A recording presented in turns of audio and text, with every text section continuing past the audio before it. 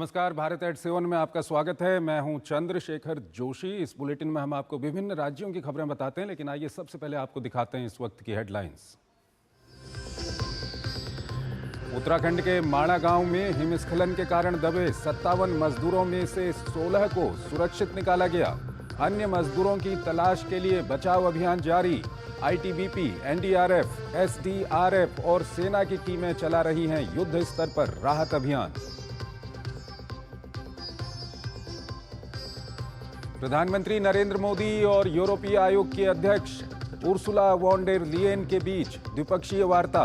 दोनों नेताओं ने मुक्त व्यापार समझौते पर दिया विशेष जोर। पीएम ने ईयू की नई वीजा नीति का किया स्वागत।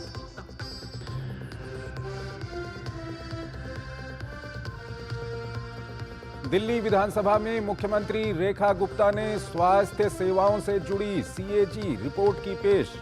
अस्पतालों में बेड व डॉक्टरों की कमी, चिकित्सा सुविधाओं का अभाव और मरीजों के इलाज में देरी के साथ फंड की अनदेखी का है जिक्र। केंद्रीय गृह मंत्री अमित शाह ने आज दिल्ली में लॉ एंड ऑर्डर और समन्वय की उच्च स्तरीय बैठक। सीएम रेखा गुप्ता भी रही मौजूद। राष्ट्रीय राजधानी में बांग्लादेशी और रोहिंग्या घुसपैठियों के खिलाफ कड़ी कार्रवाई के निर्देश।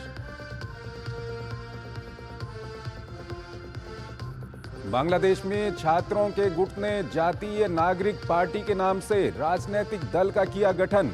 नाहिद इस्लाम हैं पार्टी के संयोजक।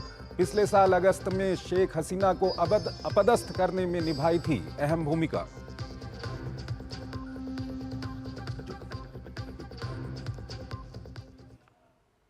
और आइए सबसे पहले बात करते हैं हिमाचल प्रदेश की। हिमाचल प्रदेश की स्थिति भगवान भरोसे है। आर्थिक संकट से उबरने के लिए सुक्खू सरकार ने मंदिरों से पैसा मांगा है। हिमाचल सरकार ने मुख्यमंत्री सुख शिक्षा योजना और सुखाश्रय योजना के लिए मंदिरों को मिलने वाले चढ़ावे से धन की मांग की है। ये रिपोर्ट देखिए।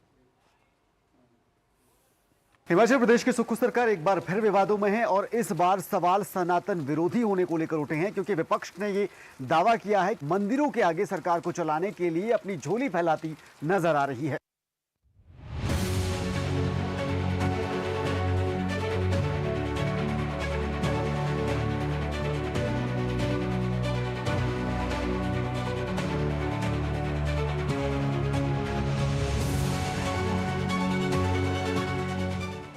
देवभूमि हिमाचल देवी देवताओं की भूमि है और यहाँ पर सैकड़ों हजारों की संख्या में छोटे बड़े मंदिर हैं।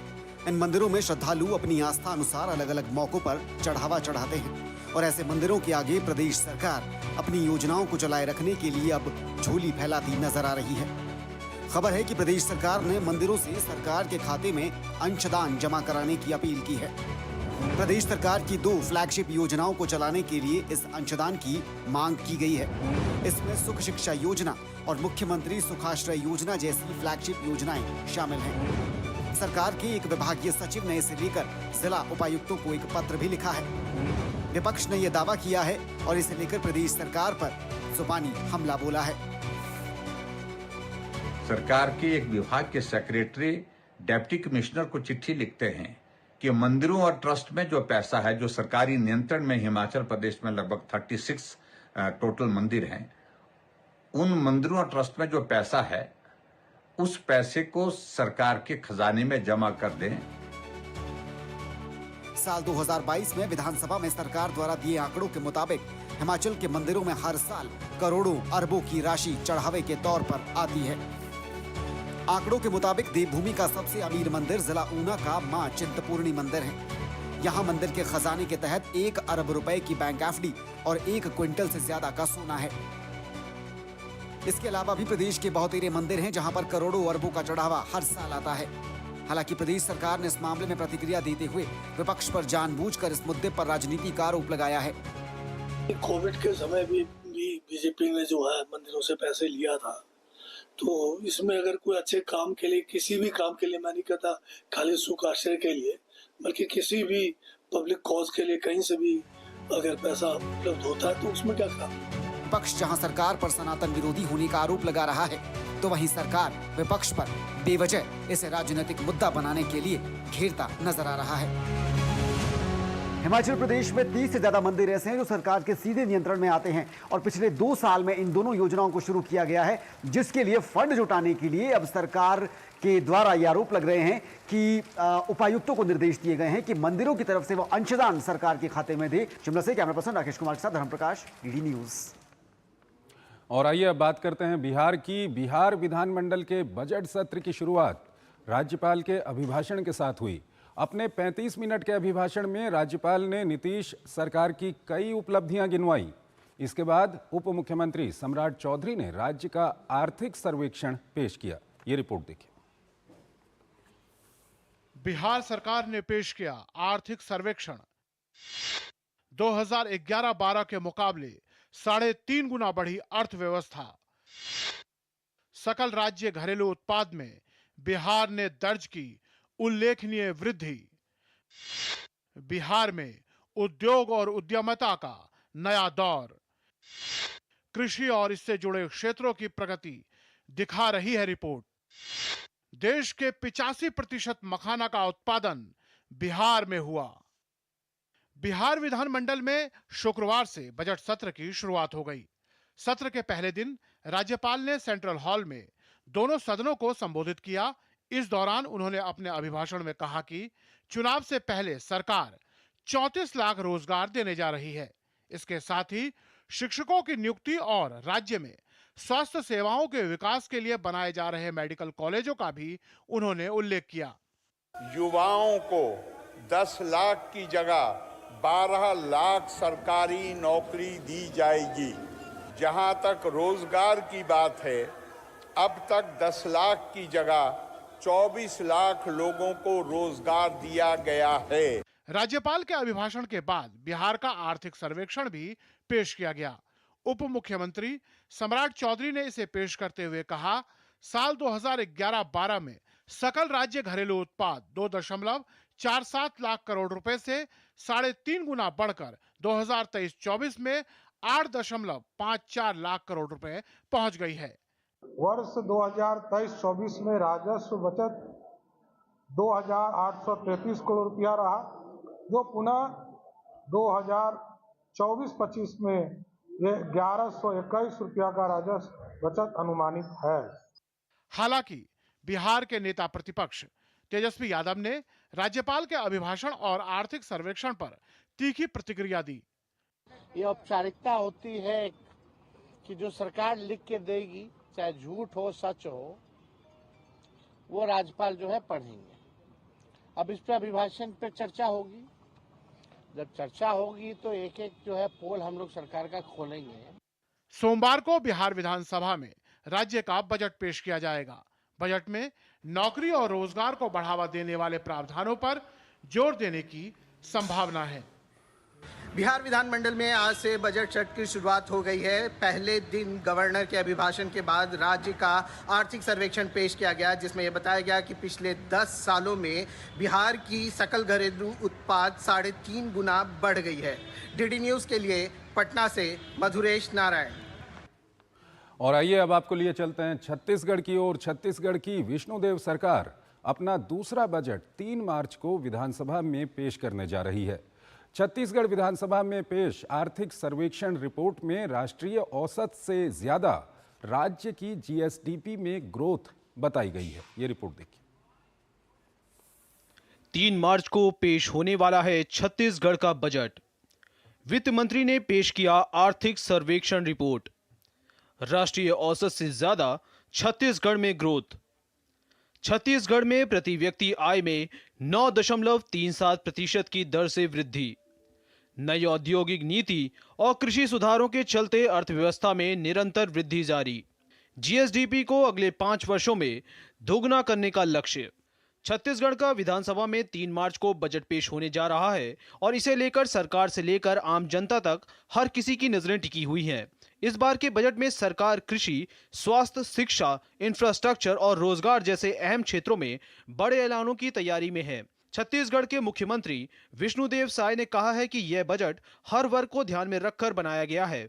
किसानों, युवाओं, महिलाओं और उद्योगों के लिए नई योजनाएं इसमें शामिल की गई हैं। हमारी सरकार ने प्रदेश के हर वर्ग को लाभ पहुंचाया है और इस साल भी जो बजट आएगा वो जन कल्याणकारी और समावेशी बजट होगा। हम इस नए बजट में अटल जी के छत्तीसगढ़ निर्माण के संकल्प को पूरा करेंगे। छत्तीसगढ़ विधानसभा में बजट सत्र के चौथे दिन वित्त मंत्री ओपी चौधरी ने आर्थिक सर्वेक्षण 2024-25 पेश किया। वित्त मंत्री ने कहा कि पूरे देश में उत्साहजनक आर्थिक प्रगति नजर आ रही है। राष्ट्रीय औसत से कहीं ज्यादा प्रदेश की जीएसडीपी में ग्रोथ हुआ है। पूरे प्रदेश की अर्थव्यवस्था, राजनीतिक व्यवस्था, प्रशासनिक व्यवस्था को संचालित करने का प्रयास किया गया और उसी का परिणाम है कि आर्थिक विकास में भी एक ग्रोथ दिखाई दे रहा है। उस उद्योग नीति में साफ तौर पर आप देख सकते हैं कि वहां पर जो छूट है वो निवेश के अमाउंट के आधार पर ना होकर रोजगार सृजन के आधार पर किया गया है। वहीं छत्तीसगढ़ के पूर्व मुख्यमंत्री भूपेश बघेल ने कहा कि आने वाला बजट बेअसर रहने वाला है। पिछली बार के बजट में भी बड़े वादे किए गए थे, लेकिन उनका असर जमीन पर नहीं दिखा है। वित्तीय प्रबंधन केवल कागजों में है, कहीं कोई काम दिख नहीं रहा है और पूरी तरह असफल है। गौरतलब है कि पिछले 25 सालों में छत्तीसगढ़ का बजट 30 गुना बढ़ा है। 2000 में जब छत्तीसगढ़ का पहला बजट पेश हुआ था, वह बजट 5700 करोड़ का था, जो अब पिछले साल के रिकॉर्ड के मुताबिक 1,47,000 करोड़ पहुंच चुका है। 3 मार्च को पेश होने जा रहा नया बजट भी बढ़ोतरी लेकर आएगा। 2000 में जब छत्तीसगढ़ का पहला बजट पेश हुआ था, तब इसका आकार करीब 4,123 करोड़ रुपए था, जो अब 1.5 लाख करोड़ रुपए के पार हो चुका है। यह बढ़ोतरी राज्य की आर्थिक प्रगति और बढ़ते विकास कार्यों को दर्शाती है। 3 मार्च को पेश होने वाला नया बजट छत्तीसगढ़ की अर्थव्यवस्था की नई दिशा तय करेगा। Somesh Patel, DD news, Raipur, Chhattisgarh. अगली खबर दिल्ली से है। दिल्ली विधानसभा में सीएम रेखा गुप्ता ने स्वास्थ्य सेवाओं से जुड़ी कैग रिपोर्ट पेश की। रिपोर्ट में दिल्ली में स्वास्थ्य सेवाओं के प्रबंधन में गंभीर कमियां उजागर की गई हैं। स्वास्थ्य एवं परिवार कल्याण विभाग में 21% कर्मचारियों की कमी, अस्पतालों कॉलेजों में शिक्षण विशेषज्ञों की 30% कमी, गैर शिक्षण विशेषज्ञों की 28% और चिकित्सा अधिकारियों की 9% कमी, नर्सों की 21% और पैरामेडिकल स्टाफ की 38% कमी बताई गई है। इसके अलावा सर्जरी विभाग में 2 से 3 महीने की प्रतीक्षा अवधि, प्लास्टिक सर्जरी विभाग में 6 से 8 महीने की प्रतीक्षा अवधि की बात भी रिपोर्ट में है। साथ ही साथ कई अस्पतालों में मॉड्यूलर ओटी नहीं कर रहे हैं काम। एम्बुलेंस सेवाएं बिना आवश्यक उपकरणों के चल रही हैं। इसके अलावा जिला स्तर पर स्वास्थ्य सेवा की मांग का कोई आकलन नहीं किया गया। 2016-17 में घोषित 10,000 नए बेड में से केवल 1,357 बेड ही जोड़े गए। वहीं अस्पताल निर्माण परियोजनाओं में 6 साल तक की देरी की बात भी की गई है। विधानसभा में पेश हुई सीएजी रिपोर्ट पर दिल्ली के स्वास्थ्य मंत्री पंकज कुमार सिंह ने कहा कि कोविड-19 महामारी के दौरान भी आपने घोटाला किया। साथ ही दिल्ली के स्वास्थ्य मंत्री ने कहा कि इन घोटालों में शामिल लोगों के खिलाफ कार्रवाई की जाएगी। दिल्ली की जनता के साथ सब कुछ खराब किया है। दिल्ली की जनता को धोखा दिया हेल्थ के माध्यम से, हेल्थ के बना के हमने मोहल्ला क्लिनिक कर दिया, दवाइयाँ सब नकली हैं, बेड का घोटाला। जब पूरा विश्व कोरोना से पीड़ित था, उस टाइम भी इनको घोटाला करना याद आ रहा था, तो बड़े शर्म की बात है। वेट कीजिए, हर रिपोर्ट के साथ मैं सदन में अपनी रिपोर्ट प्रस्तुत करूंगा और जो भी इसमें संलिप्त पाया जाएगा उस पर उचित कार्रवाई होगी। खबरें अभी और भी हैं, लेकिन पहले एक छोटा सा ब्रेक लेते हैं। सस्ते वाले दाल मसाले स्वाद हुआ बेकार, MDH की हल्दी मिर्ची धनिया करे कमाल। ये रंग दे, ये खुशबू दे, ये तीखा, ये कम पड़े, क्या निराला MDH masala.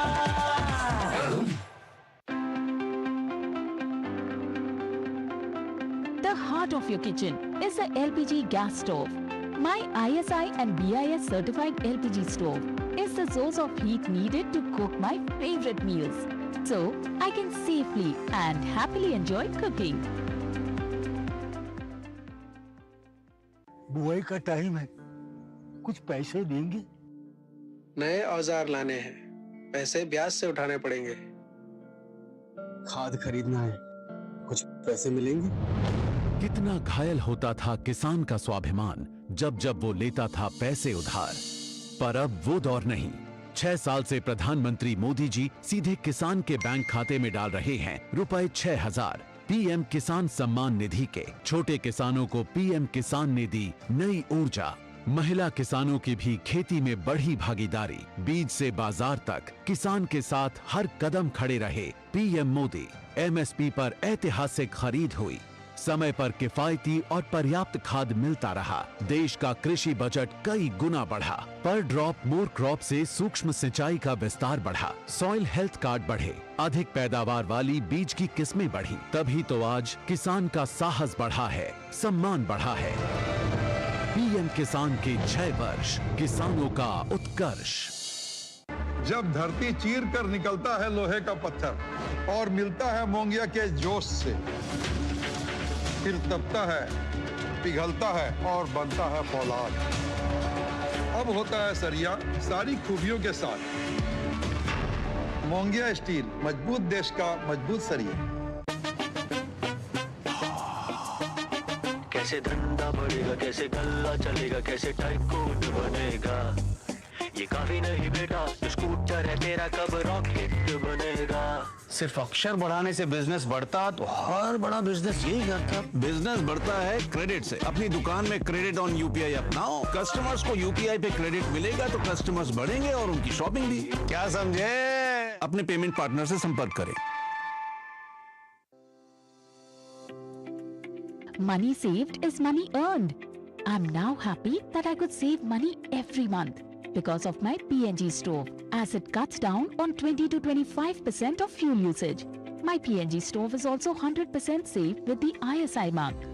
Moreover, PNG as a fuel burns completely, making it a more environment-friendly fuel.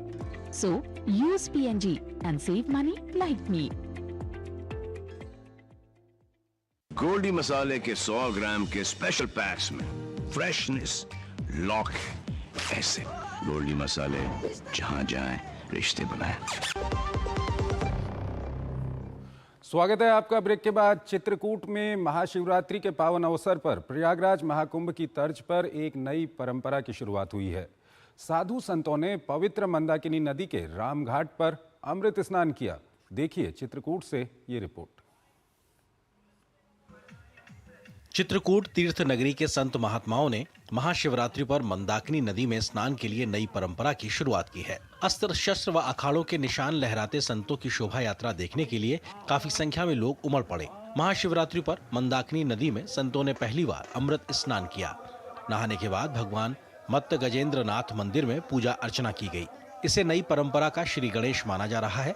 अमृत स्नान के बाद नगर परिषद पार्क में संतों ने एक सभा भी की, जिसमें मंदाकिनी में अमृत स्नान परंपरा के विकास और चित्रकूट धाम के आध्यात्मिक धार्मिक विकास पर विचार विमर्श किया गया। विरक्त संत मंडल एवं मां मंदाकिनी सेवा ट्रस्ट के संयोजन में विभिन्न अखाड़े, मठ मंदिरों के लगभग 600 संत, महंत, नागा साधु महात्मा शाही यात्रा स्नान एवं संत सभा में सम्मिलित रहे।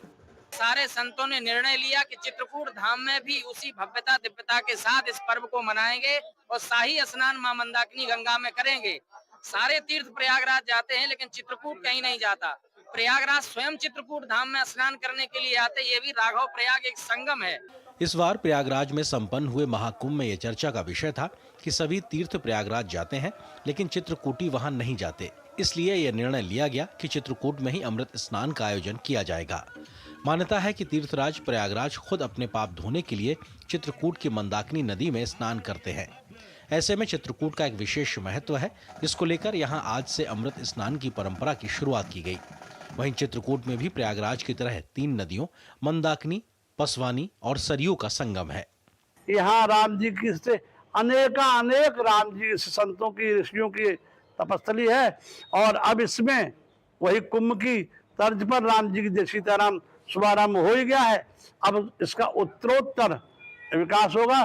चित्रकूट आध्यात्मिक और धार्मिक आस्था का सर्वश्रेष्ठ केंद्र माना जाता है।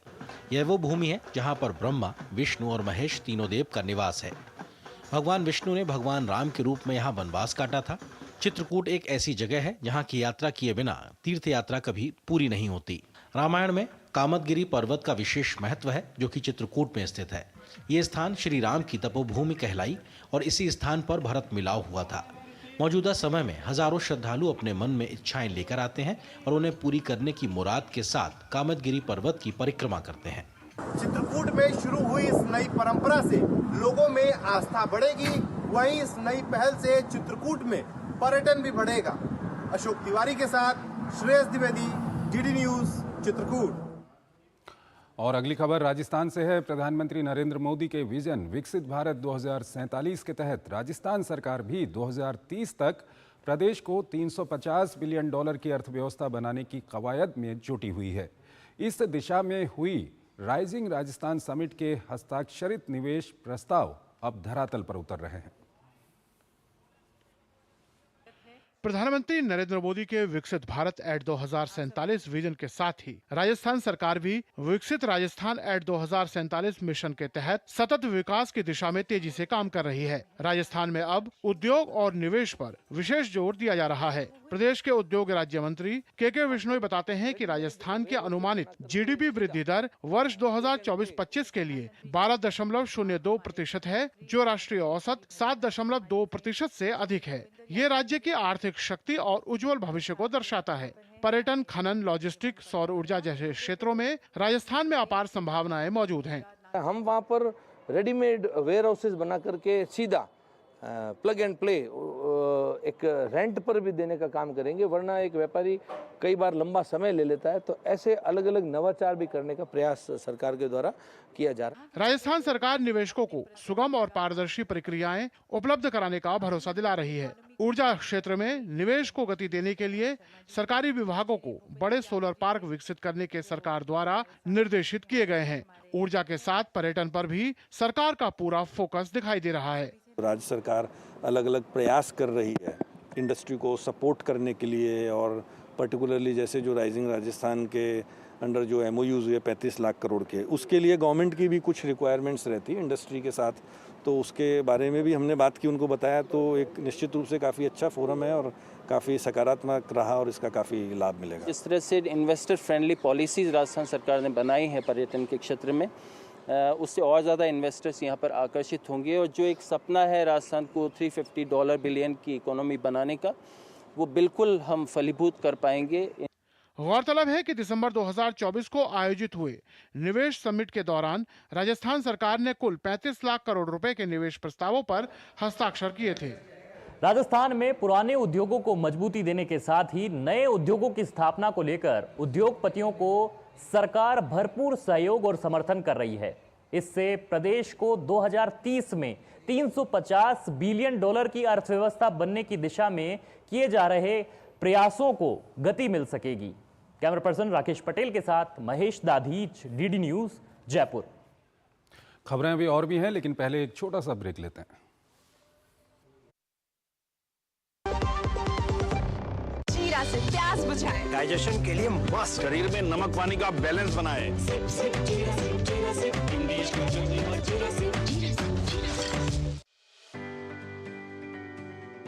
Hi, I am Ravi, driving my CNG auto for many years. Happy with the mileage I get with this. Hi, I'm Rajesh. I switched to compressed natural gas a few months back.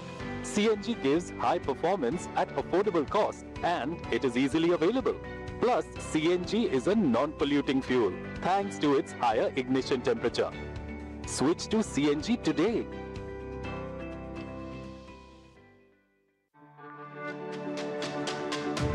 मेरी पसंद, मेरी पसंद, मेरी पसंद, मेरी पसंद, हमारी पसंद, हम सबकी पसंद। मजबूत देश का मजबूत सरिया होंगे स्टील। Good good.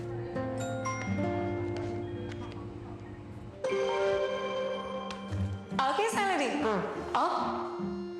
नहीं झुमके ना, पहले बचत, पहले झुमके। सुनो, हर महीने थोड़ा बचाओ और थोड़ा निवेश करो और कुछ इमरजेंसी के लिए भी बचाओ ताकि रहो टेंशन फ्री। लेकिन झुमकों का क्या, जाती हो कि लगाओ इंजेक्शन। आरबीआई कहता है वित्तीय समझदारी समृद्ध नारी।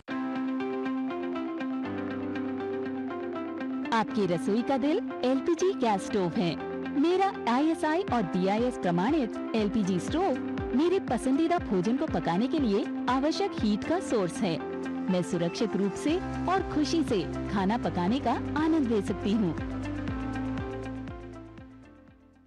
गोल्डी मसाले के 100 ग्राम के स्पेशल पैक्स में फ्रेशनेस लॉक ऐसे। गोल्डी मसाले जहां जाएं रिश्ते बनाएं।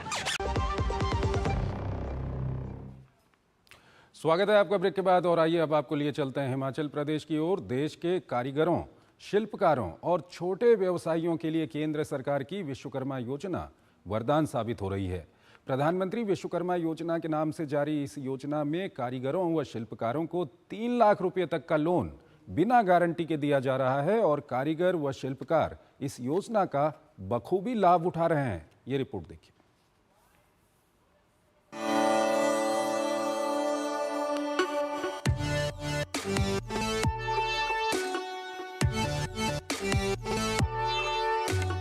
केंद्र सरकार की जन कल्याणकारी योजनाओं से देश के हर वर्ग के लिए प्रगति के नए आयाम स्थापित हो रहे हैं। विभिन्न योजनाओं के माध्यम से देश का युवा, कर्मचारी, व्यवसायी, महिला, मजदूर, वरिष्ठ नागरिक और किसान बागवान उन्नति के नए रास्तों पर अग्रसर हैं। और इसी कड़ी में केंद्र सरकार की तरफ से प्रधानमंत्री विश्वकर्मा योजना की शुरुआत की गई है। इस योजना के तहत कारीगरों और शिल्पकारों को बिना गारंटी लोन और न्यूनतम ब्याज की सुविधा प्रदान की गई है, जिसका कारीगर और शिल्पकार वर्ग को लाभ मिल रहा है। प्रधानमंत्री विश्वकर्मा योजना की शुरुआत 17 सितंबर 2023 को विश्वकर्मा जयंती के मौके पर हुई थी। इस योजना का उद्देश्य शिल्पकारों और कारीगरों को स्वरोजगार की दिशा में आगे बढ़ाना है। इसके तहत 3 लाख रुपए तक का ऋण बिना ब्याज के मुहैया कराया जाता है। साथ ही इस पर 5% तक की न्यूनतम ब्याज दर पर यह सुविधा प्रदान की जाती है। इस योजना के तहत 18 छोटे व्यवसायों को कवर किया गया है और इसके तहत 15,000 रुपए तक का ई वाउचर भी दिया जाता है, जिससे व्यवसायी अपनी जरूरतें पूरी कर सकते हैं। हम 3 लाख का लोन देते हैं। पहले चरण में हम 1 लाख रुपए का लोन देते हैं और जब ये सफलतापूर्वक रीपे हो जाता है तो वो कस्टमर जो बोरोवर है उसको 2 लाख रुपए का एडिशनल लोन हम दे सकते हैं। और इस लोन की सबसे खास बात यह है कि इसमें इंटरेस्ट की सब्सिडी भी है। लोन आपको इफेक्टिवली 5% पे पड़ता है और करीब करीब 8% की इंटरेस्ट की सब्सिडी है, जो कि आज के समय में सबसे सस्ता लोन आप मान सकते हैं। इस योजना के लिए आवेदन करने की प्रक्रिया बेहद आसान है। ऑनलाइन भी आसानी से आवेदक इस योजना का लाभ उठाने के लिए आवेदन कर सकते हैं। आवेदक प्रधानमंत्री विश्वकर्मा योजना की आधिकारिक वेबसाइट pmvishwakarma.gov.in पर जाकर ऑनलाइन पंजीकरण कर सकते हैं। आवेदन के लिए पात्रता इस योजना का लाभ उठाने के लिए कम से कम 18 वर्ष उम्र होनी चाहिए। इसके अलावा उन्हें योजना के तहत कवर किए गए 18 प्रकार के व्यवसायों में से किसी एक से जुड़ा होना चाहिए।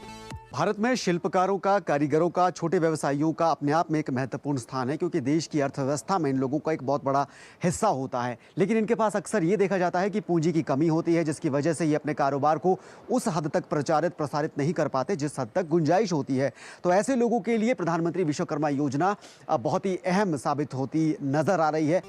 तो अगर आप भी एक कारीगर या शिल्पकार हैं और खुद का व्यवसाय चलाना चाहते हैं तो प्रधानमंत्री विश्वकर्मा योजना आपके लिए एक बेहतरीन अवसर हो सकता है। कैमरा पर्सन रुचिपाल के साथ धर्म प्रकाश, डीडी न्यूज, शिमला।